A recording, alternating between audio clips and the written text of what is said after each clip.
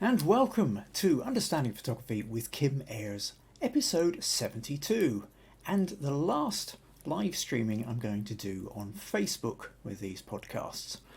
Well, at least as I'm planning at the moment, but I'll tell you a little bit more about that later. Tonight, the hands challenge. Last week I talked about the notion of hands and the amazing things that they are, but the idea of photographing hands at work or hands in action of some kind, and to talk about the notion of lines, of light, of doing and how you capture these things. And then I set a challenge for this week, and we've had about 15 people, something like that, send in images connected to photographing hands. So we're going to go through them tonight and look at some of the ideas. One or two people are actually asking for specifically for feedback on their photos. Others are just showing what they were out there trying to achieve. So hopefully then there will be some learning and there will be some inspiration, and by the end of this you'll be full of ideas of things that you can go out and do yourself. So that's the idea. So here, live for the last time, probably on Facebook. Let me know you're here. Leave a comment. Say hi. Tell me where you're from if this is your first time here. And or if you happen to be watching this on the recorded version on YouTube, youtube.com/Kim Ayres. You can find all the back episodes, all previous 71. Actually, kind of 72, because a couple of weeks ago I had episode 70 and a half, which is kind of an extra one. So yes, you can find them all there. Also on a Wednesday, I write a blog first thing in the morning, and usually when I upload this, so sometime around Wednesday afternoon, kimayres.blogspot.com. Blogspot.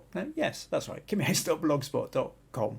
You can find the blog post that usually accompanies the recorded version of this. Finally, if you find these useful, entertaining, interesting, informative, and you would like to support these podcasts in some way, then buymeacoffee.com/Kim Ayres is one of the ways you can do it. Always appreciated.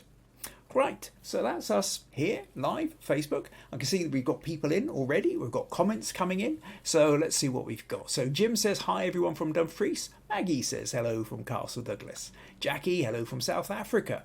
Roy is saying, hi everyone from West Yorkshire. Becca is saying, good evening everyone from Norfolk. Brian from Dumfries is saying, hi all, good to be with you all again. Stacey from Pennsylvania says, good afternoon, hot and a drizzly day. Just picked up my fruit for the week. Right. Oh, Max here says, hi all. Russ says, good evening everyone, hope all is well. Inga, good evening from Oslo. Pat's saying hi from Somerset. And then Max saying hi to a few more people. Vandana is saying hi all, good evening. Michelle's here is also saying hi everyone, as is Sandra from Birmingham. Cool, that's great. We've got a few people in. I suppose we can make a start after my drink of water. Right, so what I need to do now is I need to swap that over. I need to open up an image. And so what we're going to do then is this notion of hands. And what I'm going to do is I'm going to start with Graham. And I have to say, I really, really like this photo. So Graham said, this photo is part of a series I took of a local lad that you've seen a couple of before. The colour one that I did last week, and one way back, leaning against his garage door, which actually I do remember, but we're talking about episode 3 or 4 or 5 or something like that. So, pretty much nearly enough a year and a half ago that one cropped up. But for those of you who were watching last week, the guy in the garage with the wheel, so this is the same person. So Graham says he's rebuilding a BSA Bantam, and this wheel needed some work, so he just gets on with it between jobs. I wanted to show the beaten and worn state of his hands from years of hard manual work, welding and fabricating.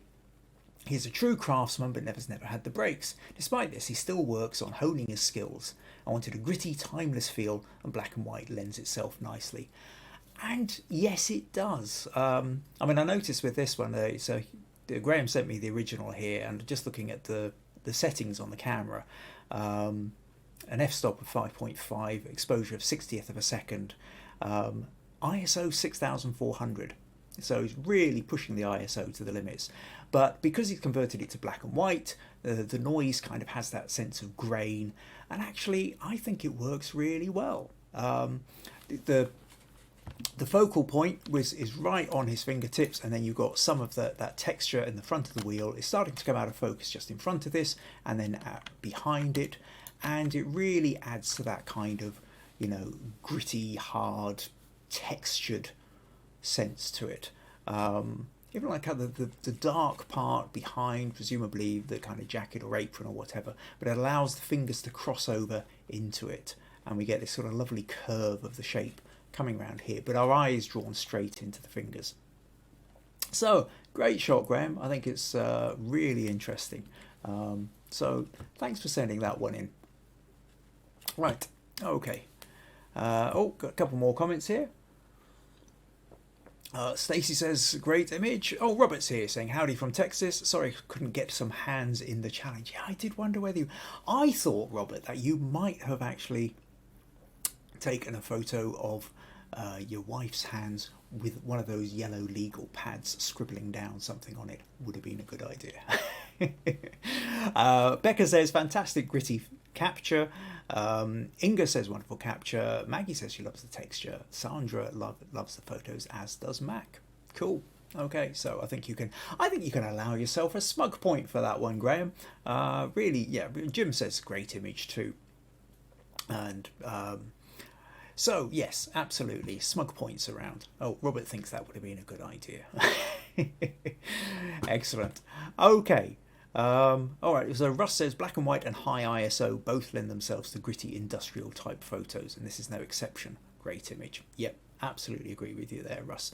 And I think it's one of those things I've talked before about when you're converting to black and white, or rather it's one of those things when you're in a really low light situation and you found the only way to get the photo is to whack up the ISO as high as you can go. When you're then trying to deal with it in colour, it can look really awful, but quite often the quick fix is to put it into black and white, and you can get away with black and white and high noise much easier. Obviously depending on the content of the photo, but as you can see in Graham's there, it just worked really well. Okay, so next on then, we're going to move on to Jim. Jim was the first one to actually submit something this week. So for this one, and I really quite like this one, you know, nice kind of good, again, mechanics kind of hands at work here. And Jim says, hi Kim, this is my hands challenge image, taken last year in the garden. The photo is of my own hands. My camera was on a tripod, I got it all set up, asked my wife to press the button on the cable remote release. Obviously it's set up, but there was good natural light. Yeah, and this is a good one. I like the way the hand curves up. You've got a nice kind of shape to it. We've got some really nice textures in the rust here, contrasting with the kind of the flesh of the hand. I suppose the only thing I'm kind of thinking with this one, Jim, is I feel it would actually lend itself quite well to kind of a bit more editing to it. It's one of those things which is really down to taste, I think. And I suppose for me, I kind of feel like I want to just crank it up a little bit. You don't have to do much, but let's just say I'll duplicate the layer here and just go into camera raw for a moment. And I think, first of all, if you kind of give it a little bit of a vignette, just to kind of pull in so that your attention gets drawn more into the middle.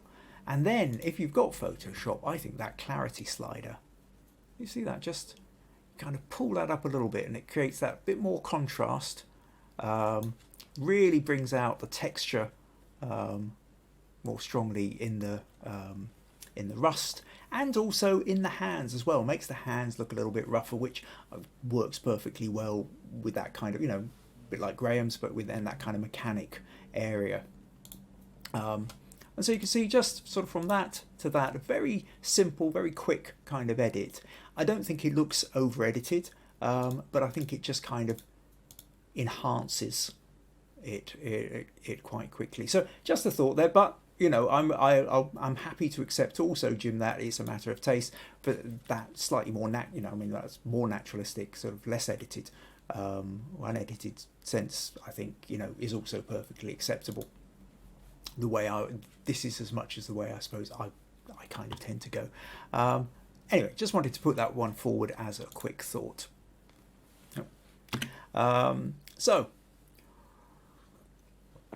Stacey likes the work on the motor. Max says it gives it depth, and Sandra thinks the photoshopping did improve the image a bit too. Cool.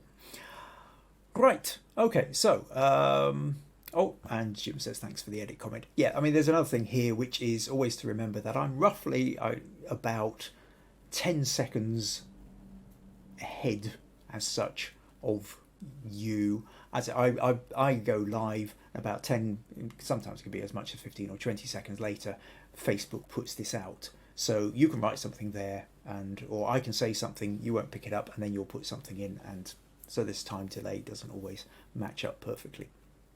Anyway, Inga says very nice photo, very very clean hands though. Yes, I hadn't thought about that. That's really noticeable when you consider that photo with that Graham put in, where you can really see the dirt under the nails. Yeah, caught out there, Jim, as more of a setup. Where's the oil over the fingers? Roy likes the editing tweaks, and Becca agrees the light edit makes a difference. Excellent. Okay, let's move on then. See what else we've got. Oh, next one. Yeah, this was fun from Sophie. I really quite like it. This is just Sophie just says this is photo of my hands challenge. It's a candid picture I took on a bus, and isn't it brilliant? I just love that. You know, it's so natural, lovely light. Obviously, you kind of got a backlight coming from the window. And just such a brilliant capture. Just zooming in on the hands, we know, you know, it's a sight everybody's doing every day, playing with their phone. And of course, those nails. Wow, those nails! Don't they just leap out? And this super extra smug points for you for this, Sophie. I just think it's such a brilliant story, just so briefly captured. I mean, even these yellow glasses up in the top right corner, hanging down. We know nothing about the person whose nails and glasses these are, and yet at the same time we kind of feel like we know them on some level because they remind us of people we know who are like that. So yeah, a lot of fun with that one, Sophie. Thanks for sending that one in. So yeah, smug points there. Actually, there's smug points for you too, Jim. Did I not say as well? Because I like that one with your mechanic hands. Becca says amazing nails. Sandra says great photo of the nails, really grabbed the attention. Inga thinks that's cool as well. Excellent. Okay, let's move on. What have we got next with our photos? Vandana. Now, Vandana actually sent in 2. Now, normally I've been quite strict in saying just send me 1 at a time, but that's usually because I have about anywhere between 20 and 30 people sending me in images. This week there was only 50. Now 14, I think, actually. Now that's a curious one. Now I suppose here's a question, and perhaps some of you who didn't take part could just leave me a quick answer. Maybe you don't want to, I don't know, it's okay. But I must admit, I was slightly surprised because of everything we were talking about with the hands last week. Maybe it's just because I find hands particularly fascinating. And I gave all this information in the event page on, you know, things to take into consideration. I was expecting more people to take part, and yet actually fewer people took part in this challenge than pretty much any other challenge I put forward. And I'm not sure why. Is it because, I mean, the only ideas I can come up with is, well, 2. I mean, one is the technical, because if you're trying to take your own hands, then obviously there's the problem of you know, a bit like Jim saying, you've got to set it up on a tripod. You either set up a timer or you get somebody else to press the release for you once you've kind of arranged it all. There's a complication aspect of that. Or the other thing, which is you're taking photos of somebody else's hands, in which case it's kind of a bit like portraiture, where you find you've got to take somebody else into consideration. You've got to ask somebody else to help you out. And I know a lot of you photographers, us photographers, don't really like having to deal with people. Different for me, I'm a portrait photographer. I love dealing with people. Most photographers don't. Most photographers prefer to be behind the camera, precisely so they don't have to deal with people. And so, like when I've ever done kind of portraiture challenges, they never get quite as many people involved. So is it something like that? Or is it just that I get really excited about hands, but nobody else does? So yeah, kind of curious one. But if anybody's got any insights into that, especially those of you who actually didn't take part in this, I mean, of course, I know there's plenty of excuses of no time, of life getting in the way. Hey, that happens to all of us. And perhaps it was just one of those weeks where that happened. But if anybody's got any other insights other than they just didn't have time for it this week, I would be really curious. You could drop it in the comments or even message me separately. Because I'd love to get a little bit of feedback on that. I mean, I'm putting on challenges for you in the hope that it helps improve people's photography. Obviously, it's not going to do so good if I'm not really putting up challenges people are interested in. So any feedback I can get, it's a little bit like you get critique. I give you critique on photos. Where do I get the critique for the podcast? Nobody gives me critique for this. I just get on and do it, and I've got no idea whether I'm doing it right. I'm just taking my best guess and hoping. It'd be really handy to get some decent feedback sometimes. Anyway, okay, so let's go on. So Vandana, yes, so Vandana put in 2 photos, and I'm quite happy to talk about. The first one actually is, I think she deserves smug point for, because Vandana has a new camera. Woohoo! And Vandana says, this first one is of me with my new camera. And I tried taking a picture of hands photographing. So yeah, actually, you can see the hands there. I mean, it isn't a self-portrait, as in the fact that we can barely see any part of your face apart from a tiny bit of forehead and a little bit of chin. But yes, the hands there are really quite prominent. Obviously, it's in the mirror because, we've got everything in reverse there. But yeah, so that's I'm really pleased you've got a new camera. I'm really pleased you've managed to get to be playing with that for a while. So that's excellent, Bandana. But second photo was taken in India of a craftsman doing Meenakari work. Now, is that how you say it? Meenakari? I'm guessing. Anyway, it says, I have tried to cut and keep the hands in focus. So I think one of the problems that we have with it, I mean, first of all, it's great. You're seeing somebody at work. You're going in. You're taking the photo. The quality of it seems quite low, and I think probably because if this was taken when you were in India, so presumably back when you had your phone, I think we're probably running into some of the same problems that we've talked about in the previous weeks or two, where if you're working with your phone and you then crop in, you're kind of cropping away a large amount of the information, so there isn't much left once you've kind of cropped in. So if you're not able to fill the picture with your phone, fill as much as you can, then the quality diminishes very, very quickly. The other problem is it looks like it's an overhead light indoors, in which case, a bit like Graham's problem there, where you end up using the auto settings will go for a very high ISO, which diminishes the quality. It allows you to shoot in lower light, but the quality drops down as well. But interesting idea. It's always interesting to see that the hands at work. So I think, yeah, it's one of those things where really what you're trying to do is play with quality, but for that, it's the same kind of thing that we've talked about in the last couple of episodes as well. But thanks very much for sending that one in, Vandana. Right. Okay.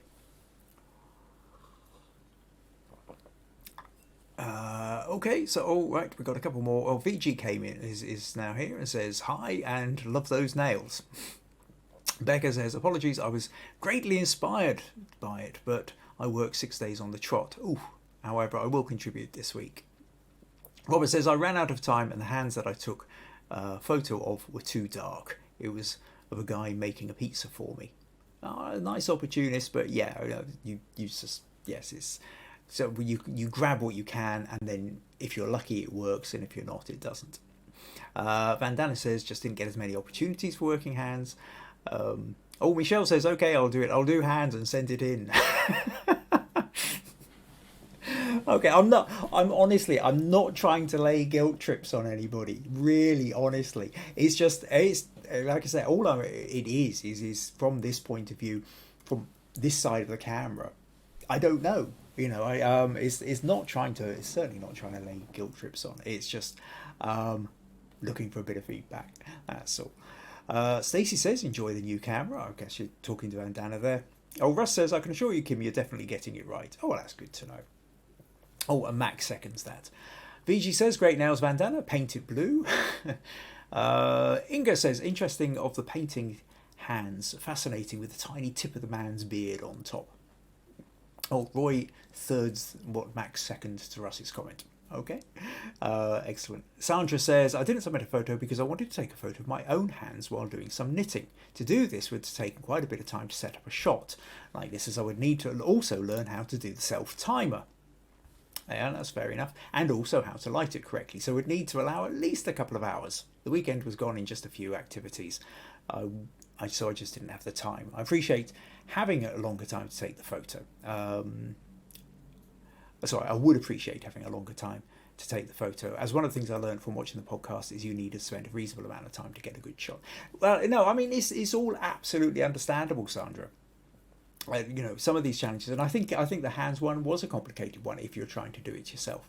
And perhaps I should have taken that into more consideration. Jim says, enjoy watching your podcast, very informative and entertaining. Jackie says, wow, you still knit. Would make a great shot. Yeah, photo of you knitting. I think it's maybe worth giving it a go, Sandra. I mean, even if it's not, okay, we're past the hands challenge, go for it anyway, and then put it in for critique as well if you're wanting some feedback and ideas on lighting. See how you get on, see where your sticking points are, see what you run into, and then stick it in for critique, and we can give you some help with that as well. Because I think that could be you get some nice hands knitting. I think could be a really good shot. Yeah, nice side light, window light coming in. I think could work well. Right, okay. So let's move on then. So we've done Vandana. Oh, yeah, okay. Stacey next then. So Stacey says, this is an artist in Lambertville. I took the photograph of him, but it was more intrigued with his hand as he holds the paintbrush with this wooden item to keep his hand sturdy. Now, I know all about this wooden item because my father uses one. So I'll come back to that in a sec. First of all, what we're talking, well, okay, let's just say what it is. There is a word, it's mahl, M-A-H-L. It's a mahl stick. Comes from a German word, which I can't remember it precisely. But in essence, the main thing about this is if you are painting, especially oils or wet acrylics, where essentially if you lean against it, it's going to smudge and smear. But you also want to maybe get, especially when you want to get in and get a bit of fine detail, so you can't just sort of be at arm's length and boom, boom, boom, boom, boom, but you just want to kind of lean in and do this. Trying to hold your hand steady in the right place is really difficult. So what you do is you have a stick with a kind of soft end, so you can lean it against something, and then you can lean on the stick and start painting. My father's an artist, paints in acrylics these days, but when I was younger he painted very much in oils. And I always remember this stick, which he always had up against near his paintings, and he's always resting his hand on it. To the point whereby I had never even really thought about it until I saw this photo, Stacey. So that was kind of quite interesting to see it. Now, I think on one level, this works really well with a really nice strong diagonal line coming down. The only problem with this, Stacey, is really that we're not really seeing the hands. The hands are hidden. We've got the back of the hand and the wristwatch. But where all the real detail stuff is going on is where the fingers are. I suppose when you say the hands challenge, it's almost like a fingers challenge, really, because the back of a hand itself isn't really telling us anything. Where it comes to life is when we've actually got the fingers and the way the fingers shape. Now, I fully understand, but it looks like there's even possibly a window or sort of glass or something behind him. So that would have made getting round the other side particularly difficult, which is a bit of a shame. But I think if you're trying to look out for doing something interesting with hands, really try and get round to where the fingers are. But other than that, Stacey, I think, like I say, nice strong diagonal. Strong diagonal helps give that sense of movement, of action, of something happening. So, all right, that's good. So, well done for sticking that one in. Right, okay. So, oh, Rosie's here. Says, hello, Kim and everyone. Sorry to be late. A very hectic few days. Oh, well, glad you could make it along, Rosie. Sandra says, I definitely want to have a go at taking a photo of me knitting, as I think I would learn a great deal from doing so. Yeah, and absolutely you do. It's the doing where you really learn. It's all the bits that go wrong, and it's all the problem solving.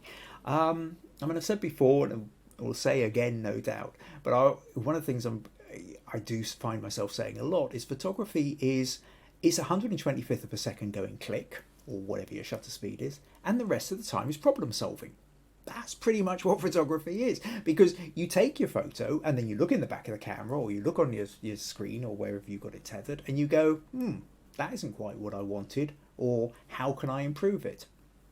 And at that point then you have to start working out what you do next. Can I change the lighting? Can I change the angles? Can I change the props? Can I change the background? What else can I do to improve this picture? And I think that's a huge part of the enjoyment of photography, is the problem solving side of it. So yeah, it can also be extraordinarily frustrating, but when it works, that's the reward. That's why we kind of keep at it. So yeah, really look forward to seeing what you'll come up with there, Sandra. Oh, Stacey says, thanks for the info on the stick, an interesting name. Inga also says, very interesting about the stick. Russ says, I've often seen sign writers using these sticks in the past. Yeah, probably for exactly the same reason. Max giving you words, Sandra, for encouraging for doing your self-knitting photo. Right, it looks like Jackie and Sandra are busy having a bit of a chat about knitting as well. So I'll let them carry on with that while we then move on to VG. Right. Okay, now VG sent in 3 photos. And as I said earlier, had more people sent in photos, I would have been very strict with 1 photo each, but given the fact that we had a little bit more space for that, I thought, oh, what the hell, let's go for it. So VG submitting 3 of them, and the first one is this one. So this is done with self-portrait and timer, and so off the keyboard. And what I think works nicely with this is you're using a fair, I don't know exactly what your settings are, but a fairly shallow depth of field. And so, the front, this part of the hand, the front finger, particularly ring there, is in focus. The keys that you're just touching there in focus. But we've also got the echo of the hand behind. It's nicely lit. There's a light coming from the front or from the side as we're looking at it, and that's catching the tips of the fingers and helping to give shape and definition. The keyboard at this angle is giving a really nice strong diagonal through the picture. So I think that works. I think that's a good photo there.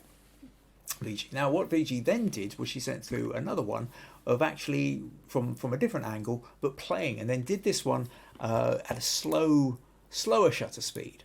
Oh yes, you did send these through to me. So the last one was set at 1/3 of a second, so you were holding your hand steady on this one. This one was set as an 8-second exposure, and so that's allowed you to kind of move your hands and then create that sense of that movement within it. So the keyboard is nice and sharp and still, whereas the hands are moving. That's a great way of introducing movement into it. The best way of getting movement, you need to have something which is still and solid. So no matter how long the exposure, it stays still. And when you do that, you get the nice contrast of the movement and the blurred movement within it. Now you then have to be careful, because actually at an 8-second exposure, if you'd moved your hands too fast, they could have been so blurred that you wouldn't have seen them at all. So I'm guessing you probably would have taken quite a few photos like this and then picked out the one that you felt worked the best. But no, I think that works well. So I think smoke points there for you, VG, and also for your final one, because you said this is of, where are we?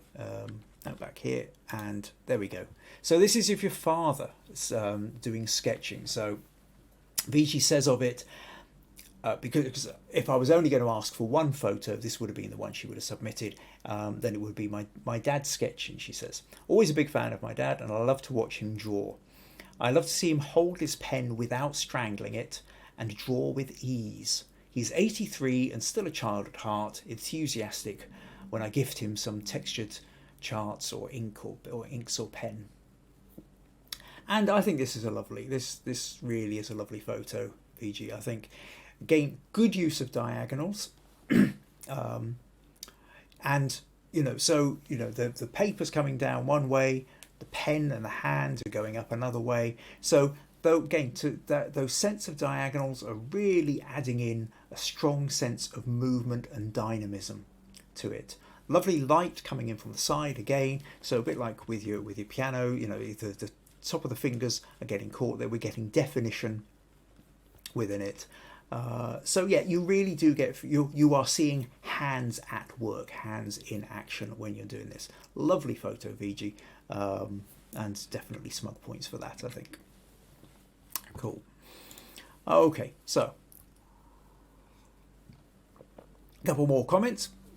Jim saying lovely photos, VG. Michelle loves the composition. Russ, I presume at this point we're probably talking about the piano ones, where Russ says lovely composition and shallow depth of field. Great job, VG. Would love to see it in black and white. That's true. That would work in black and white. Stacey says great shot of the piano and hands. I have a friend who plays and took a photograph of him playing but forgot all about it. Michelle says she likes the movement, and Rosie says lovely hands at VG. Excellent. Oh, Inga says lovely photos of your father's hands. Okay, I'll move on to the next one. Chances are there'll probably be more comments about the hands as well. Now, okay, on to Mac. So Mac sent in a couple of photos. Now, for those of you who are feeling, I've known Mac for a little while. We both are part of, along with Russ and Michelle as well, we're part of a Guru Shots team. Benedito is also part of that. He's not been around for a couple of weeks, but and so Mac's been watching catch up on these, but he's got round to sending in a couple of images himself. But Mac has said, I've sent in 2 images, Kim, both with the same issue, really. I've spent spent too much time on the main subject and really didn't know how to have the hands in such a way that it complements rather than distracting. So image 1, which is this one, is gold at the 2012 Olympics with Ben Ainsley. And then the next photo was this one, which was image 2, a cake baker at a local confectioner. And basically, I can kind of see what you're talking about. That they've both got slightly different. Let's go back to this one first of all, Mac. And that is, so you've got this opportunity. You've got an Olympic winner holding out his gold medal, and you're taking the photo of it. And then the hand looks kind of odd. It doesn't really. And I think part of this, I'm in no doubt. I mean, I doubt very much whether you managed to get Ben Ainsley to actually pose for you. I'm guessing that there's probably a whole bunch of you with cameras. He's holding it out. You're taking the photo. There's an opportunist element here. In which case, your ability to turn around and say, actually, Ben, could you hold it this way? Could you just turn here? Do you mind if I move a light round there? Isn't going to be an option. I will say one of the other things that sort of strikes me as slightly odd about this is the background. I'm guessing, did you crop out the background or kind of blur it afterwards? Because it almost looks like the hand is stuck onto it. Like there's a little bit of shadow underneath and on the back here. So it's almost like it's kind of laying on like a flat piece of paper or something, which doesn't quite feel right. So I think there's something slightly not quite right about the background. I think, other than that though, I think your basic problem here is something that you couldn't fix because you weren't able to say. What would have been great is if he'd been holding it in his hands, if he'd actually, had his fingers wrapped around it and was holding it, if his hands had been in a different shape, then I think, but, or because really this photo isn't about the hand, this photo is about the medal. And, or it's about the colour. And, you've got the yellow gold of the medal, and then you've got the purple of the ribbon, which is a really nice colour contrast. So it's a kind of tricky one to say what you could have done differently, because you didn't really have the opportunity to go back and do differently. And even if I came up with something, you couldn't go back and change that next time. But I think it's one of those things where it's about understanding the narrative. And if the narrative is really about the medal, then what you've got to try and do is make, again, you're slightly angled onto it. It would have been nicer if you got round and had a more front on. But of course, again, I'm guessing that this would have been an opportunist rather than a staged photo, which you could have organised. The other photo, this does look like a little bit more staged, does look like you had the opportunity to organise it. I think your biggest problem, there's two things that strike me with this. One is the crop. I'm not entirely convinced by the compositional crop on this. And the other is the lighting. And that's really where I think you run into difficulty with this one. If I just open this in Photoshop for a moment. Okay, we'll close Jim's there. Now, one of the first things is there's a great big kind of space over on the left, which whilst it's got a little bit of the cake petal and what have you in the background, isn't really, nearly everything's happening in the right hand side here, and you could practically bring this across here. But then also this flower here, I tend to think is really quite low, and it would have been nicer, I think, if you'd had a little bit more space. Let's do a content aware fill there underneath. And I think if you'd had a little bit more space and sort of essentially create this rule of thirds, really, getting this flower there. So you're allowing the hand to curve round and take it to this point. And then if we do that, see what the fill does. Yeah, something. I mean, this foreground isn't brilliant here, but I think as an overall shape, that probably works a bit better. And then actually, if we go back in and do something like a vignette around the edging, I think certainly, because the other thing is this is a very bright photo. So just pulling in the edges to draw a little bit more attention, because in the end, the second thing that I think would have really worked with this would have been a different lighting. This light again has that sort of sense of like an overhead light, and you're dealing with available lighting, which is, given that there's some lovely texture here in the fingers and in the leaf, and these beautiful made flowers. Is it marzipan or whatever it is you're making them with, or is being made with? There's some great textures, but I think you really, to get the most out of those textures, you need a side light. You need a different kind of lighting. You don't want something overhead. You want something coming in from the side, maybe slightly up and 45-degree angle, but certainly from the side.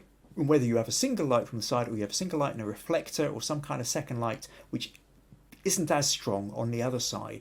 But what that would do, that's where the shadows are going to come in. The shadow play is then going to really give those hands an amazing definition. So if you get another chance with this, Mac, or something similar, I would say think of the lighting. That's the main thing with that. So I hope that gives you a few ideas, a little bit of feedback, sense of something to try out. Okay. Where are we at?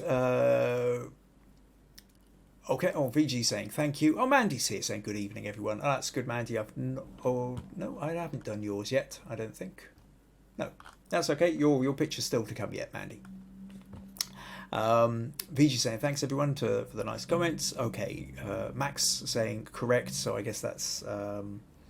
Oh, was that about the background? Yes, it had logos all over it. So you blurred out the background in order to get rid of the logos. But I think, yeah, it's a difficult way of, if you could change the background, you've got to make it look like it isn't a changed background.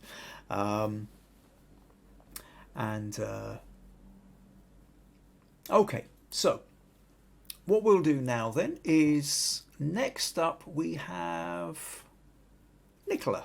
Okay, where are we? So let me flick through to here. Oh, Nicola was having fun. Says, hi Kim, here's my entry for the challenge. I like the illuminated textures that appear on my hands when the bauble is held. There's something a bit magical about it, I think. Thanks for the opportunity to join in. P.S. Don't worry, I haven't got my Christmas tree up just yet.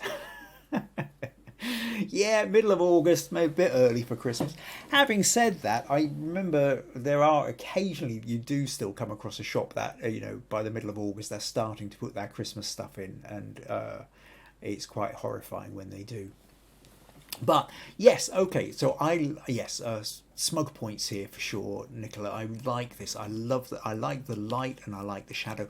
And you're right, because the light is contained within the ball, I love the edge here where it really brings out the texture of the skin, and you get all the these ridges and shadows, and you can see the sort of the veins in the wrist where they're just kind of coming through the skin. It's not flattering, pretty model-like smoothed out skin. It's skin lit from a side, which is all about accentuating the texture, and I love that. I think that's brilliant. And so we're drawn into this round ball of light, and then we're really aware of the hands cupping it, and then all these fantastic shadows and ridges and textures on the skin as well. So yeah, that's a really lovely one, Nicola. Thanks for sending that one in. Really like that.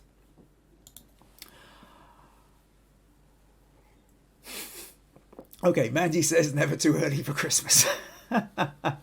Oh, Stacey says Halloween for now. What, you got stuff going up for Halloween already? Wow.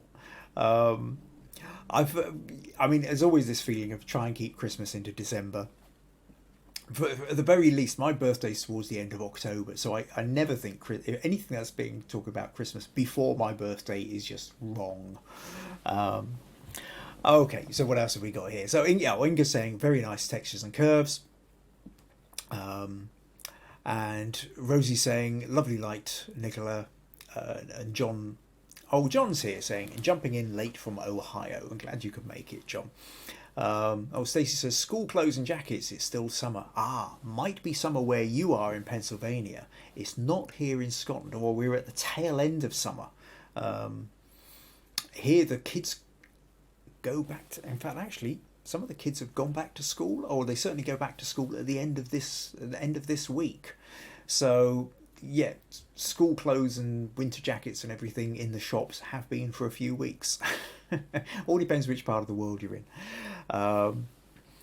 Right, okay, so next on then we're going to go to Brian. And Brian says, I took this picture of a quilter at a Beamish museum in a little cottage. So Beamish place in Durham, over in northeast England. Says, all the light source was from the window on the right. This man showed great concentration in his work. Each stitch was drawn through with the tool lying next to his hand. Great to watch this skill. I can't remember who it was, but somebody, I think, made some comment about this little tool on the left looked like forceps for a mosquito. But yeah, so there's a kind of living history museum thing where you've got somebody dressed up particularly from the waistcoat, where you can even see the hand stitching rather nicely in the waistcoat, and the shirt with with those kind of ruffly sleeves. So obviously dressed in period costume, quilting here, and lovely light coming in from the right there.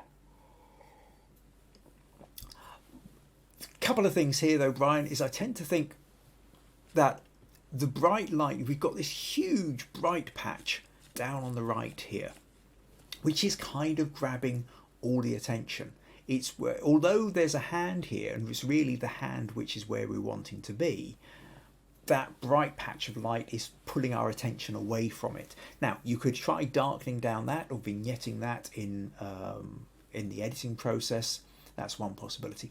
I think another thing really here is what I would love to have seen with this is if you'd managed to sort of move round to your right a bit. If you'd managed to sort of move round about 45 degrees and then shoot in from that angle, I think it would have made a huge difference to this. Because what you would have then got is you would have got much more in the way of diagonals into this. Now, what I'm very aware here is very, very strong horizontal line, very strong verticals that are coming from the stitching. And that kind of, well, it creates a stability, but it also creates almost like a sort of sense of being posed. There isn't much sense of dynamism or action in it. Now, I understand quilting is not exactly a high-speed sport. It's, you know, it's not Olympic diving or something. But I still think that if you'd sort of come round diagonal, if you've got more diagonals coming into it, if you think, then, you know, like one or two of the other pictures where there's a sort of built-in diagonal sense, it sort of draws your eye where you want it as well. You use the lines of the diagonals to take you into the area that you want. Also, I think you would have then seen, I mean, at the moment we're implying that he's pushing the pins through with this sort of thumb thimble thing, but we can't actually see it, which is a little bit of a shame as well. So I think if you're going to be sort of getting the hands at work, you really want to see the crucial bits of what the hand is doing. So that shifting around 45 degrees in this case, I think would have made all the difference. Having said that, Brian, I think, you know, lovely light coming in from the side, and certainly I can see why you're there. You instantly get your camera out, you take the photos. You know, it was a good opportunity to do that. So thanks for sending that one in. Right, what have we got here? Boom, boom, boom, boom. Mandy says, back on Thursday, Kim. I don't know whether I'm missing something. Oh, school go back on Thursday. Right, yes. Okay, that's... Right, thank you, Mandy. Yes. Oh, Rosie says, don't say it's the tail end of summer. My granddaughter started school today. She's 5. Oh, yeah, wow, first day of school. Stacey says, wow, school starts here in September, as it does south of the border in England. I grew up in southern England and southern Wales for a while as well, where, yeah, September is when school starts. August is absolutely summer. It's prime summer. It's the bit where everybody's walking around with their t-shirts off and lobster bellies and, you know, bright red from too much sunshine and down at the beach. And yet I've been up in Scotland for well over 30 years and I still haven't got used to the idea that by the time you get to the middle of August, the kids are going back to school. There's can be a bit of a nip in the air. It's what my wife calls back-endish.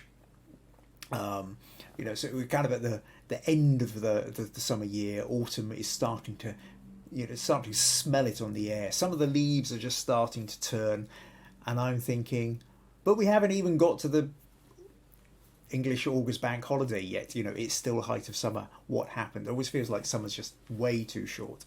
Okay, so where are we? Oh, Michelle likes the textures in that previous picture. Becca says it's a lovely image. Russ says he loves the natural light coming from the side. Jim says nice shot, remember it well.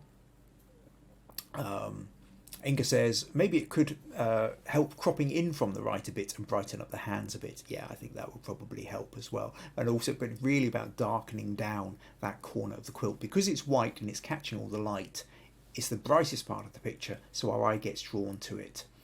So you need more of a contrast. Brightening up the hand would help. Darkening down the quilt would help. Vici says, I like the photo, especially the cuffs and the yellow waistcoat. Cool. Okay, so on to then next photo, and we have Roy. Here's a nice one, Roy. I really like that strong diagonal straight away with the fiddle, and the young, looks like child's hands perhaps, or certainly a young person's hands playing. So Roy says, hi Kim, this is my entry for the hands challenge. My initial idea was to convert it to black and white, but most unusually for me, I think I like the colour version better. Gosh, who would have thought, Roy, if you put in a photo that wasn't black and white? Yeah, I think it works. I think it's nice to have, again, that strong diagonal, gives that sense of energy and movement.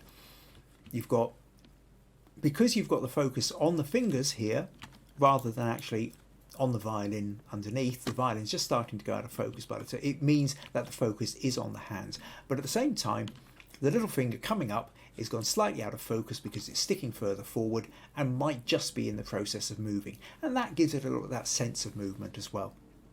I have to say, the only thing that I tend to think about this is almost identical to Jim's photo, the very first one we looked at when we started this podcast.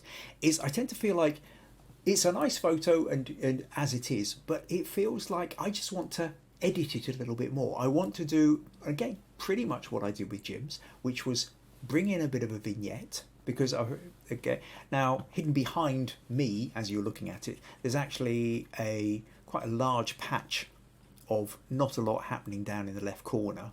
So darkening in the corner would help a bit, but also adding maybe a little bit of clarity, pulling out a little bit more texture and contrast, really. So let me just show you exactly what I mean with that. We'll open this in Photoshop, just close that one from Mac, and so let's just duplicate the layer, filter, camera raw, and let's just pull this over. I tell you what, let's pull this down a little bit so you can kind of see the whole picture. And so again, you bring in the vignette, see, just kind of darken down those corners a little bit, and then it's this clarity slider. If I take that and I just kind of boost that, and maybe at this point the vignette's a bit too strong, so no, not detail, optics, and I'll pull that back out of it, but I don't want it all the way. A little bit in there I think helps. Just that's kind of this shadow down in the corner particularly. So back into the basics and the clarity, and I think that kind of just adds a sort of sense more texture. Now it's maybe slightly overdone in the hand here, so perhaps you would mask that.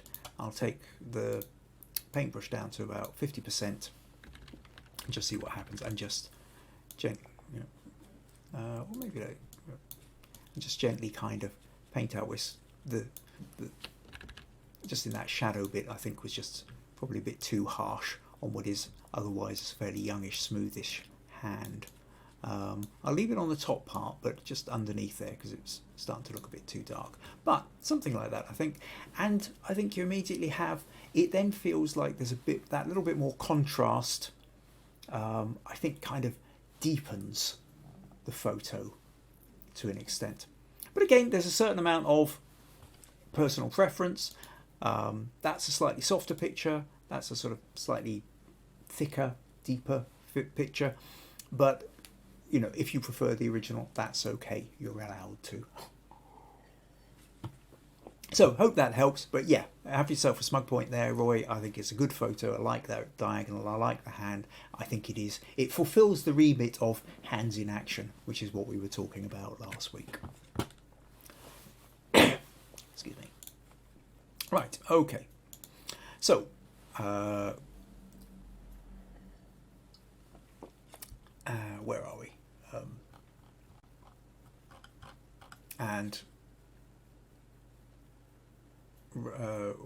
Roy said, Russ says, I think it would work well in black and white, Roy. Okay, you can sort of go back a little bit here, and okay, right, so VG says, smug points, just love this shot. This shot inspired to try taking the keyboard shot. So I've missed something there. Doesn't matter. I'm not going to worry too much. Inga says, very nice, Roy. Russ says, I think it would work well in black and white. That's right. Jim says, could it be my hands? They are so clean. Yes. Becca says, very nice. You can see that you can feel the delicate sound. That's true. That's true. Vandana says, really beautiful. Sanchez says, again, the photoshopping improves the photo, the editing. Right. Okay. Now, what we're doing next. Yeah, so just to remind you then that if you're finding these podcasts useful, interesting, entertaining, or certainly helping in any way, then buymeacoffee.com /Kim Ayres is the way to go. Now, the other thing I will talk at the end, so don't go rushing off a bit later. No, don't worry, we're only about halfway through. Still got a few more to do. But towards the end, I'm going to be talking about shifting away from Facebook and onto YouTube. So I'll explain a bit more about that later. And yeah, okay. So come back. Let's come back to photos.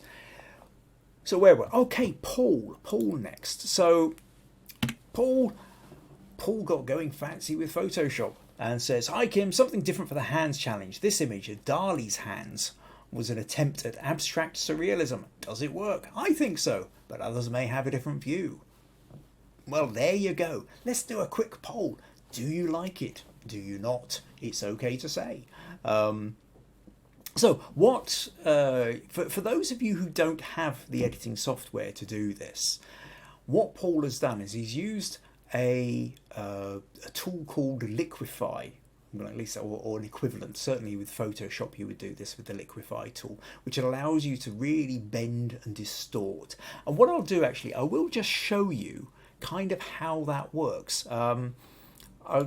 I'll just grab a photo. This, I don't want to do anybody else's photo, but I will show you how you can take. I didn't want to open that in Photos. I wanted to open that in Photoshop. Right. There we go. And I'm going to show you how the Liquify tool works. So just for those of you who either don't have the software and wonder how people do this kind of thing, or for those of you who do have the software but have never actually got round to using this tool, it's kind of fun. So I'll just duplicate that layer for the moment. And if I go up to the filter, I can scroll down, there's one called Liquify. And Liquify then opens up a separate window, and there's all sorts of things you can do and play with it. Now there's a whole bunch of face things that I can do and what have you, but I'm not going to really go into that. And so 3 of the tools that you might use the most are the push or nudge tool, or forward warp tool as it's called. There's a pucker tool and there's a bloat tool.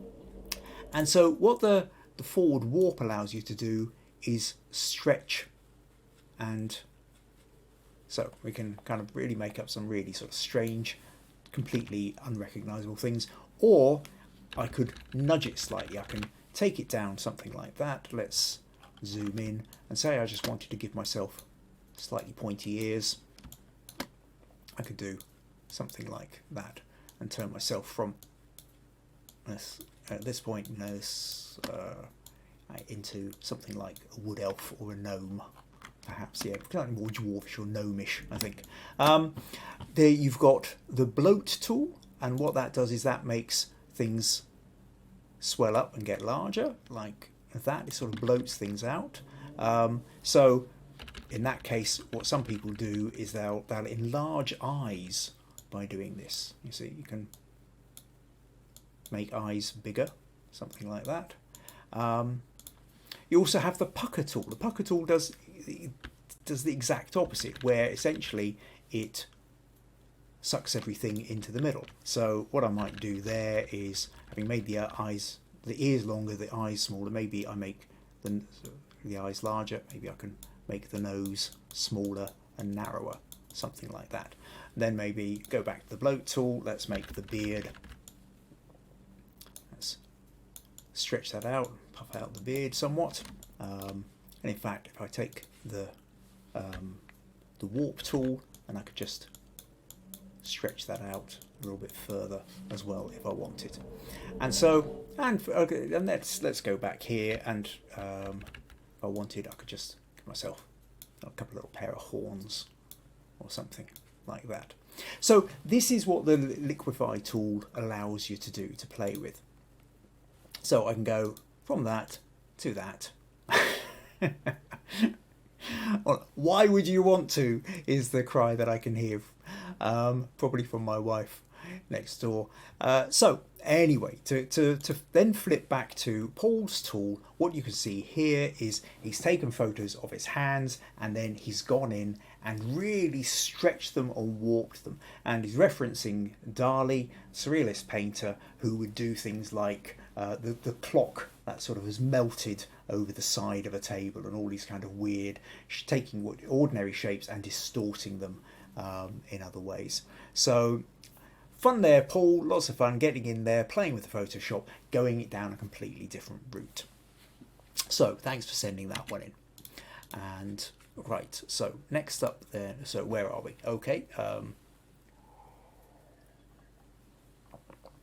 couple, scrolling back for a few more. Max says, is the Buy Me a Coffee a link as it's not working if it is? No, you can't actually click onto the screen and get it. Basically, you'll have to type in buymeacoffee/Kim Ayres. Or alternatively, on the YouTube ones, I think usually in the description I've got a hot link for it. But yeah, you can't click it live directly off the screen. Okay, so Jackie says very abstract and surreal. Sandra says yes, I like it. Michelle says it's different, but I do like it. Rosie says, which tool makes me slimmer? That will be the pucker tool. Stacey says Spock, as I've got the ears coming up. Jackie says makes for lots of fun. Russ says it's certainly different, not really my cup of tea if I'm honest, but I can imagine many people would. Fair enough. Vandana says it's amazing. VG says I like the abstract and especially the ring. Oh, April's here and says hello everyone. Glad you could make it along, April. VG says, aha, this is incredible. I never knew something like this exists in Photoshop. Yes, look for the liquify tool and you will just be occupied for days. Russ says, aha, Kimberly the dwarf. How was it filming Lord of the Rings? Yes. Vandana says, hi, April. All right, a few highs going backwards and forwards. Rosie says, fabulous, love the ears. Jim says, must try that, looks weird. Jackie says, the melting clock, very famous. What is that? Vandana says, long nose, please. The wicked wizard. Okay, let's just flick that back then. And if I go to the filter liquify tool, and let's take this and stretch this out, and then just drag this. Let's make it bigger and stretch it right down. Give myself a rather weird smile while I'm at it as well. So there you go. Got the long nose as well. Right. Okay, so that was a bit of fun. So thank you for that, Paul. Thanks for giving us some ideas to play around with. Next up then, we're going to go to Russ. So Russ also decided he was going to send in more than one. He says, just to upset Kim, I thought I'd add 3 images for this challenge. The first is an image I took at a craft centre.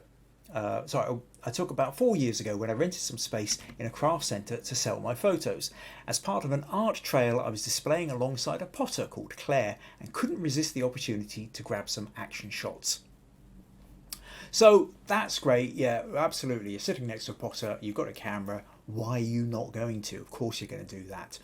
I love the clay, just the texture of it, just sort of dripping off the fingertips. Really nicely done.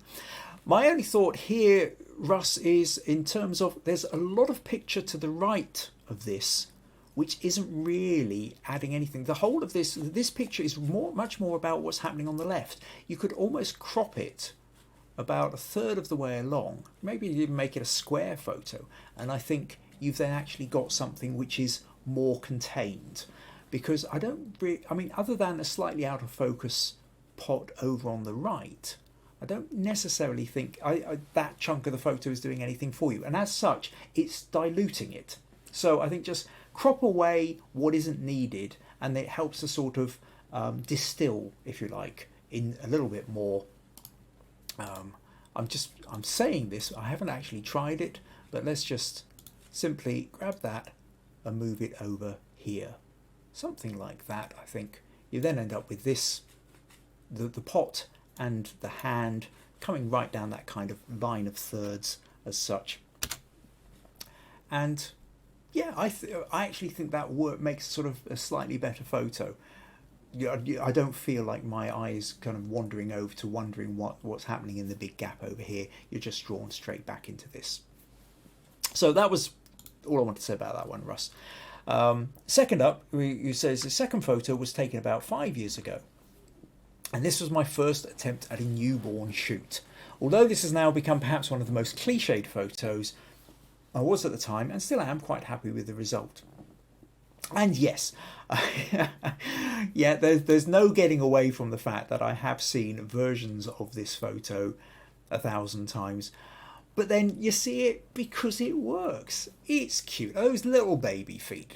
How can you not love a little pair of baby feet? And then the mother's hands in a heart shape wrapped around them, and then the father's hands wrapped around them again. And yeah, it works. It works. And cliche it might be, but then for each parent, it's individual. It doesn't matter, because you'd never want a photo of that of somebody else's kid, unless it's your grandchild. But you've got to be related to it's your baby's feet, and so you will never tire of a photo like that. Now the third photo, you go on and where are we? Says the third photo is a hand self-portrait and is nothing more than the result of a photographer's lockdown boredom. And for me, this does it, Russ. I love this photo. Absolutely adore this photo. And certainly the three you submitted is by far and away my favourite. This has everything I wanted in a hands photo.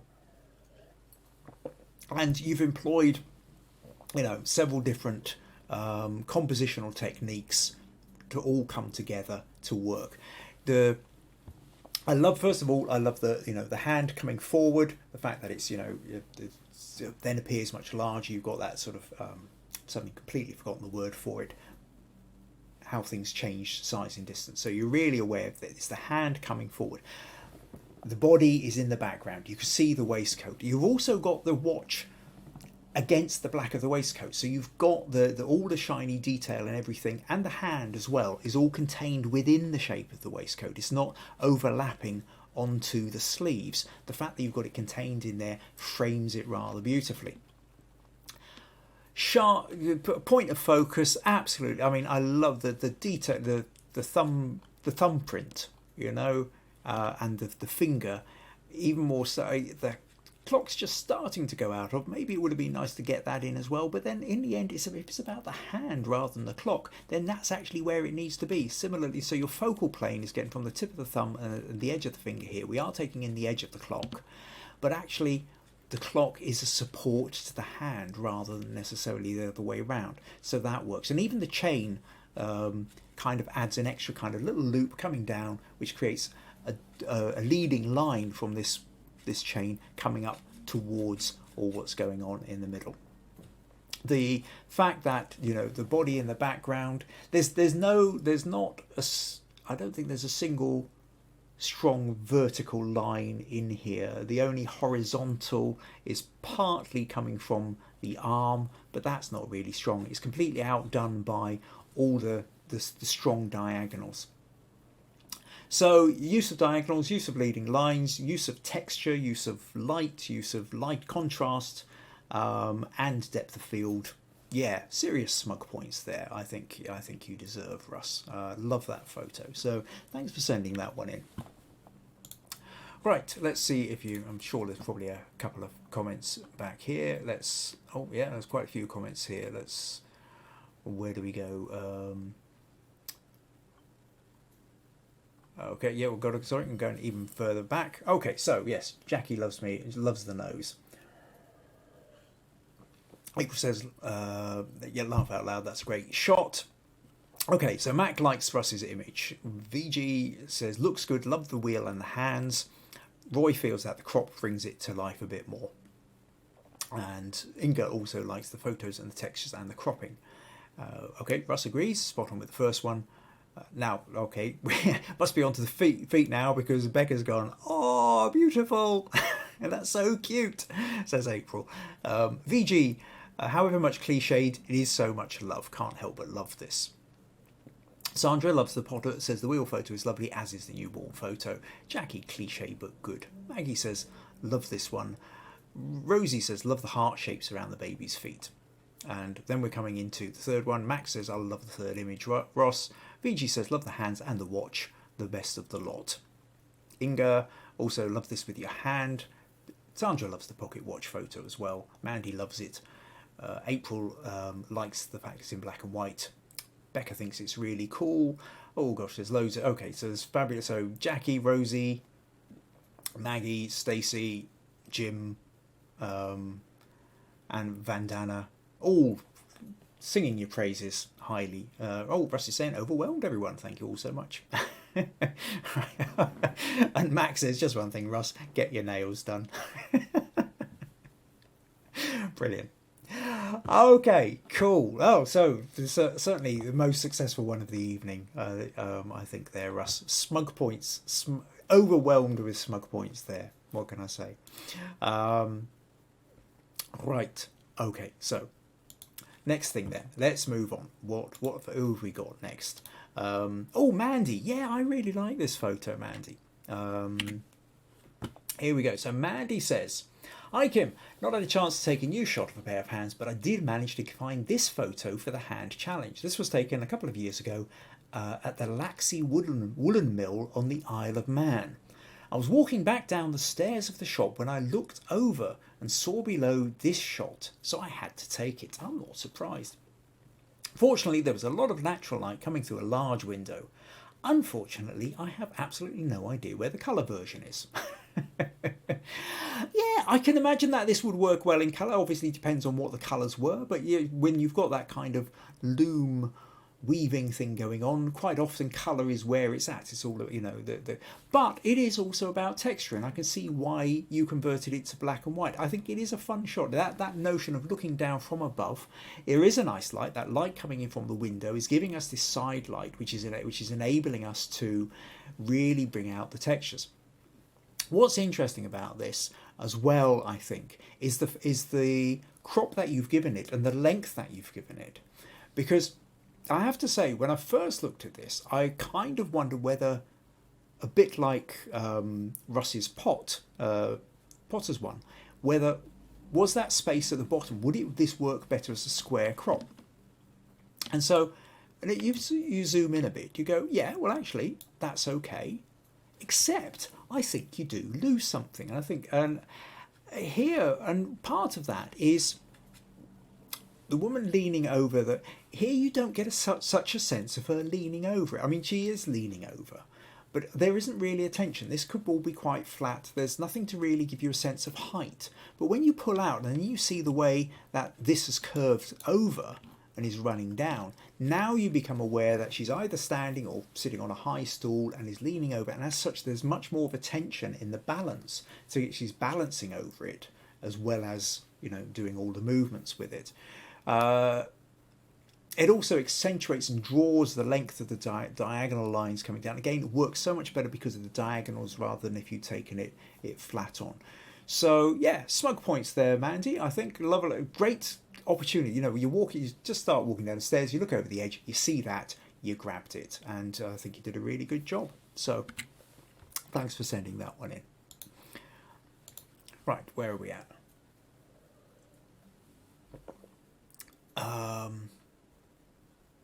Maggie says quite a load of smug points. April says this is neat. Rosie says she likes it in black and white. Max says classic image. Russ says industrial meets black and white, works every time. Viji says the hand with the bangles weaving, a close-up shot will look even better. Yeah, that's true. That's another way you could have done it, is to really kind of zoom in and get in close. Obviously it would have depended on the lens you've got on your camera at the time. Stacey says nice one, Mandy. Inga says very nice shot. Michelle loves the textures and the good photo. Mandy says yay, first smug point. Jim says great photo of a weaver. Cool. Right, okay, so what we're going to... Oh, gosh, we're pretty much now onto the final image of the evening, which is Inga's. And then I'm going to tell you about big changes we're doing with the... or what I'm doing with the podcast next week. So, don't go rushing off too quick. So, Inga then is... Where are we? This one, which I also really love. I think it's a great shot, great lighting, great angles. So Inga says, I love this challenge, which was good. Going back to that bit earlier where I was sort of sitting in, sort of having almost an existential crisis of, well, I've put up a challenge. Does anybody actually enjoy this? Is everybody struggling? Why aren't I getting the pictures back? Inga came in and said, I love this challenge. And that helped. So I appreciate that, Inga. I said, made me do 2 very different photo shoots. However, you only put in the one. I actually would be really interested for you to put up the other one, because she goes on to say, one inside a mechanical workshop, the other one outside with my sister fulling/felting wool for her artwork. Now that sounds interesting. It was very interesting to compare the hard materials versus the soft, dark inside light versus daylight. So much to learn. So this is brilliant. So Inga's been using this opportunity to really kind of stretch herself and go out and try different things. Now, obviously, so you've done one of your sister doing felting outside, one of your husband doing the welding, soldering on the indoors. I'd love to see the other photo. So do post it in the Understanding Photography with Kim Ayres Facebook group as well, so we can take a little look, because I'm really curious about that one as well. But I know what you've done is you've chosen one, which is what I usually say. I say just send one in, and all these other people have sent in 2. So you could have maybe got away with that one. Okay, so Inga goes on. So I ended up with this photo of my husband's hands silver soldering some parts for his project of building a steam locomotive in the 1:8 scale. Every single part is handmade, even some of the tools. Wow, that sounds absolutely incredible. And it sounds like an amazing opportunity for a lot more photos. So, okay, so we go on to had a sort of side and a backlight from both sides. Chose to keep the picture quite dark to enhance the mood and the roughness of the materials and the hands, and worked with the diagonals and triangles. And that's it. I really love this, Inga. I really love the idea that you've taken all these ideas. So we've got side light, not just one side light, but 2 sides. So we've got from the left what presumably is, well, it looks like daylight coming through a doorway. Then we've got a light from the right. So this left light looks much more like it's got a slightly bluish tinge. We've got a yellow light coming from the right. We've got down here in amongst the depths of the soldering, we've got the golden glow of the heated up metal. We've got the blue of the flame and so really nice use of colour. Really strong diagonals as well. And then fantastic texture. Those side light works brilliantly for bringing out all the little lines and grooves and texture of the skin and of the hair. And here we have authentic dirty nails. So Jim, are you ever going to live that one down? So yeah, so so when we're talking about that notion of hands at work, fulfills the brief brilliantly, and everything I was talking about last week about wanting to have, that you can use light, use diagonals, get the textures, have that sense of action. You fulfilled that. So definite smug points for you there, Inga. Great, thank you for sending that one in. Okay, couple more comments rather. Oh, VG says, brilliant shot. Michelle says, great shot. Love all the angles and textures. Maggie says, I would love to see the felting photo too. April says, I never really focused on hands, but I will now. In case you missed it last week, April, there's a whole chunk of the first half of the podcast is all about photographing hands and ideas of ways you might want to go about it. Inga says, I will post it too. Brilliant. Look forward to it. Russ says, love it, love it. Great detail and beautifully lit. At the risk of becoming boring, I'd like to see this one in black and white too. Well, yeah, I know what you mean there, Russ, but at the same time, I like the colours. I think you could do black and white. I mean, if you're doing black and white, it then becomes all about... you see, you've said it, and I've now got to think about it. And so let's throw this one into... let's just open that with Photoshop and flip back over, and let's just take a quick look at black and whiting it and how you might do it. And as we've done before, there's various ways. You can take a hue saturation, you can just desaturate. That's okay, but we're not really getting the kind of contrast we want. Other options, play with the channels. The red channel, that kind of brightens everything up because there's a lot of yellow light in there. The green channel creates a bit more, and the blue channel, that darkens everything out in the background. and so I think we lose some of the detail with that. Another option here then, gradient map. Over on the left here we've got black and white, so we go to the gradient map, and I think that's likely to give us, yeah, I quite like that. Or even you do the hue saturation, which, sorry, I've got hue saturation and then gradient map. Not sure which one I prefer. Actually, probably prefer it with that. So the gradient map, I think, works with that as well. Other option here, I'll duplicate that, and we'll just do a quick look in Camera Raw. And if I think you could desaturate like that, but then what you would do is play with the clarity and the texture much more to cut to because then it's not about the color, it has to be about the textures and the contrast. And at this bit then, again, go and do the ever reliable little bit of vignette to just kind of bring in a bit more texture into here. We go into the basics, and then we take the clarity. You see that then kind of starts bringing out more. We could even a little bit of texture. Yeah, texture works quite well. I think that's clarity again. That's maybe a touch of texture, not too a little bit more. Now that's starting to maybe look a little bit overcooked. Not sure, something like that. So you can do that as well. I think that so that kind of works, and I think that's okay. But to be honest, for my money, I think the color. I think whilst there's plenty of texture to get to grips with in there, I think you would only really go black and white if, say, like Graham's one that we looked right back at the very first picture, the conditions he was in were very low light. I don't think the lighting was particularly good. The colours weren't doing anything, so black and whiting was really the way to go. With this one, because I do think you do have the colours, I think the colours really add to and enhance. But yeah, thanks for suggesting that though, Russ. It's worth taking a look at. Rosie says, "Oh, she would love to see the finished locomotive." I would too, as well. So there's lots for you to photograph there, then, Inga. Mandy says, "Fab shot." Stacey, wonderful shot. Sandra loves the details of the hands. April thinks very professional looking. Roy says he can feel the heat. Jim says, "I'm never going to wash my hands again." For those who came in late, this is just we're referring back to Jim's photo at the beginning. Was pictures of his hand doing something with an engine. And somebody else commented about the fact his hands looked too clean, so you could tell that it was a staged photo.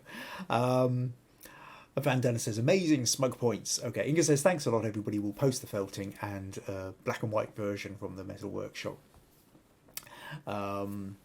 Okay, what else? Oh, she says she's tried some others in the series, but like in the Flame here. Max says it feels it loses something in the black and white. Jim also thinks colour works best, so does Fiji. Russ says, "Actually, I like the black and white. It removes the distraction of the gas can," and that's fine, and that's part of it. That's part of what we love about photography, and everybody's different interpretations, and it's what your aesthetic is going to be. Each of us would have taken that photo in a different way, and then each of us would have edited that photo in a different way. And I think that's one of the most wonderful things I love about photography, is we don't all come at it the same way. And the more you pursue your vision, so if you prefer it black and white, you do it black and white. If you prefer it higher contrast, you do it higher contrast. Or likewise, if you want lower contrast and colour, that these are okay. If the choice makes sense to you, the more you do that, the more your authentic voice in photography as such is going to develop, so that you move away. When we start out with photography, we very much start out copying. Of course we do. Just like when we're in school, we're learning to draw. The art teacher puts a big circle on the board. We all draw a big circle. We copy. We see what other people are doing, and we go, "That's a lovely photo. Can I do my version of that?" And then the more we do it, the more our own version of it starts to come through. Even if we are doing something, a cliche photo, a repetitive photo, we will put our own spin on it. But we only do that. What our spin on it comes through practice, comes through those 1,000 little choices we make each time. It's just how far we nudge that slider, just how much we desaturate or resaturate or change the contrast or change the crop. All these little decisions, what looks right to us, is what then gives us our style. So pursue that, do that the way you want to. Try different things, absolutely try different things. And then you will settle on something where you go, actually, I like that. And if somebody else would have done it differently, then that's fine. That's to be celebrated, not to be feeling insecure about. Okay, right. Or Pat thinks the colour's more interesting. And Vandana says she likes the coloured one here, especially because of the flame and the highlights.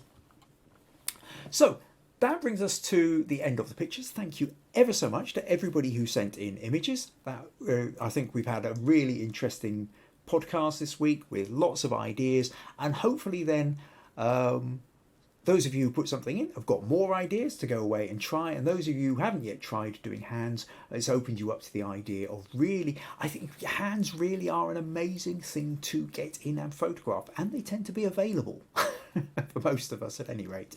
Whether it's your hands or it's the hands of somebody you're living with, or a friend or a child or a grandchild or a partner, or in DJ's case a dad.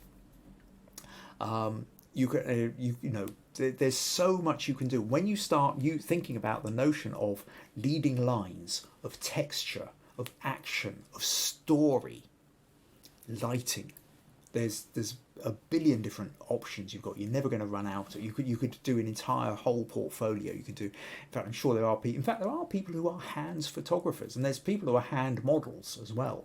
Every little picture you see at time you see in a magazine, somebody holding a cup, just that, the hand holding something. You have people who are specifically hand models, and they do take care of their nails. Now, next week, I do need to tell you about next week. Next week, I have decided I am jumping ship to YouTube. So at the moment, YouTube is just said as YouTube up there, youtube.com/Kim Ayres. Really straightforward. As long as you spell Kim Ayres right, /Kim Ayres, you're going to find me on YouTube. If you haven't done yet, go to YouTube, subscribe, click the subscribe when you get to Kim Ayres, and if you can find it anywhere, the little notification bell, little bell-shaped icon, click it for notifications. And what that means is whenever I put something up on YouTube, you should get notified that it's going to happen. Now, the reason I'm moving to YouTube, as you know, I talked before about the fact that a couple of podcasts ago, Facebook had changed settings once again. They're introducing new systems. I've just been getting so frustrated with how, struggling to get started. But there's a bigger reason. There's a much bigger reason for that. One of the things that I've found frustrating with these podcasts is, while you beautiful, beautiful, wonderful people who turn up every week, I adore you, I love you, I love the feedback I get from you. I love the fact that you gain so much from this. My frustration has been the fact that it's been a struggle to try and grow the audience. We're sitting here, I think there's, a dozen and a half people watching, contributing, writing. And you're all fantastic, but there was about a dozen and a half a year ago. Why hasn't this grown? And to be honest, the moment of final enlightenment came when I was actually explaining in a message to Robert from Texas. Last week, we were having a little bit of a kind of chat backwards and forwards. And as I've said, because of my frustrations with Facebook and the way they change and everything else, I'd already been thinking about moving to YouTube. But then and in that way that when you're explaining to somebody else, you say something, and in that sort of moment of a kind of enlightenment, something comes out your mouth and you go, aha, oh, I wish I'd said this or thought of this a year ago. And it comes down to essentially the business model difference of Facebook and YouTube. In essence, Facebook, the biggest problem every creator who's got a page on Facebook knows is Facebook doesn't show you posts. I started here on Facebook because I looked at YouTube and I had 300 followers. I looked at Facebook, I had over 2,000 followers, and I thought, obviously, Facebook's the place to do these podcasts. But Facebook doesn't tell everybody. You put a content up and Facebook shows it to the tiniest of fraction. If you get 1% of your followers seeing it, you're doing well. And only if several people come in and start liking and commenting it, will it bother to show it to any more. And even if you get loads of likes and comments, you're still lucky if it gets shown to up to 10% of your followers. Because Facebook wants you to pay. You are expected to boost your posts. You are expected to take out Facebook ads. So Facebook deliberately does not show your content to anybody because they want you to pay to show it to more. That's their entire business model. However, YouTube makes their money off the advertising.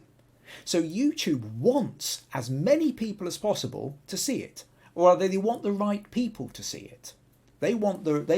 So if there are people on YouTube who don't know anything about understanding photography with Kim Ayres, but they have liked plenty of other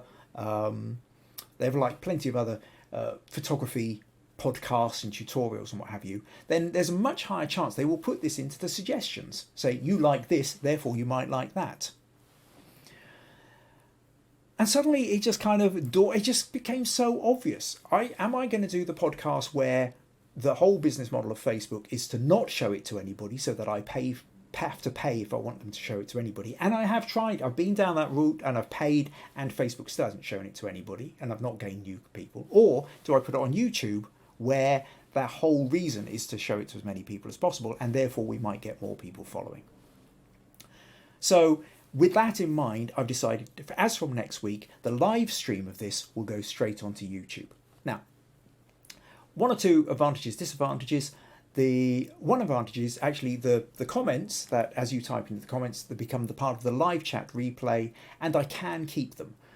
For the first 24 hours or so, it disappears while YouTube is processing the video. But after that, if you sit and watch this, you will get all the comments back in real time as you watch through the video.